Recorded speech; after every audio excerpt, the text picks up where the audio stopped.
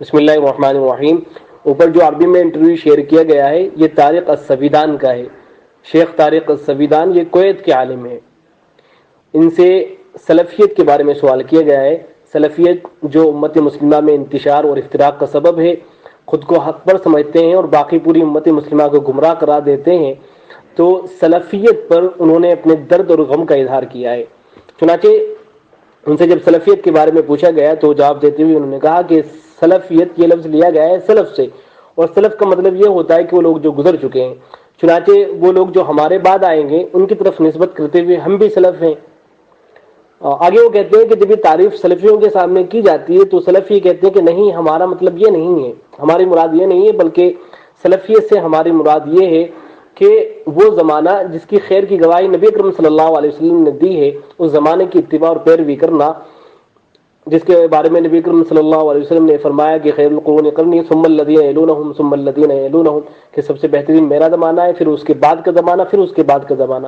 تو اس زمانے کے اندر جو حضرات پیدا ہوئے ہیں ان کا اتباع کرنا، یہ حضرات سلف کہلائیں گے جو اس زمانے کے اندر آئے ہیں، اور ان کا اتباع کرنا یہ سلفیت کہلائے گا۔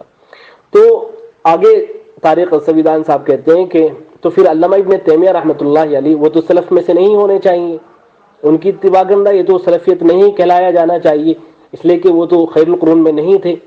تو اس کے بعد سلفی یہ کہتے ہیں کہ نہیں، ہماری مراد یہ بھی نہیں ہے، بلکہ ہماری مراد یہ ہے کہ مسائل کو دلائل سے ثابت کرنا، دلائل بیان کرنا، برہان بیان کرنا، یہ سلفیت ہے۔ سلفیت ایک منہج کا نام ہے جس میں دلائل کو بیان کیا جاتا ہے اور برہان کو بیان کیا جاتا ہے۔ تو کہتے ہیں کہ تو پھر ہم بھی تو دلائل کو بیان کرتے ہیں، ہم بھی تو برہان کو بیان کرتے ہیں، تو ہم بھی سلفی ہیں۔ پھر آگے طارق السویدان صاحب کہتے ہیں کہ در حقیقت سلفیت ایک فرقہ ہے جو امت میں انتشار اور افتراق کا سبب ہے، اور یہ خود کو حق پر سمجھتے ہیں اور باقی امت کو گمراہ قرار دیتے ہیں۔ وہ کہتے ہیں کہ میں خود بھی اہل حدیث ہوں، لیکن میں یہ نہیں کہوں گا کہ اشاعرہ اور ماتریدیہ یہ گمراہ ہیں اور خارجی ہیں۔ علامہ ابن تیمیہ رحمۃ اللہ علیہ نے خود اشاعرہ اور ماتریدیہ کو اہل سنت والجماعت میں شمار کیا ہے، تو ان کو گمراہ کیسے قرار دیا جا سکتا ہے؟ آگے شیخ طارق السویدان کہتے ہیں کہ میرے بھائی، امت تقسیم ہو چکی ہے۔ یہ وہ لوگ ہیں، یعنی سلفی وہ لوگ ہیں جو امت کو تقسیم کر دینا چاہتے ہیں۔ آج بھی 95% لوگ اشعری اور ماتریدی ہیں۔ انڈیا، پاکستان، انڈونیشیا، یہ سب کے سب اشعری اور ماتریدی ہیں۔ پھر آگے وہ کہتے ہیں کہ تم یہ کہنا چاہتے ہو کہ صرف یہ حق ہے، سلفیت صرف حق ہے اور باقی سب باطل ہیں، یہ صحیح نہیں ہے۔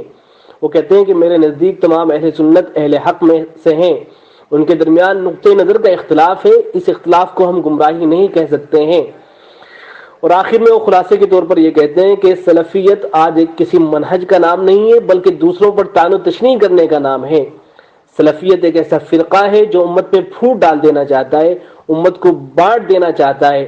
میں ایسے فرقے کی تردید کرتا ہوں جو اہل سنت والجماعت میں تقسیم کر دینا چاہتا ہو۔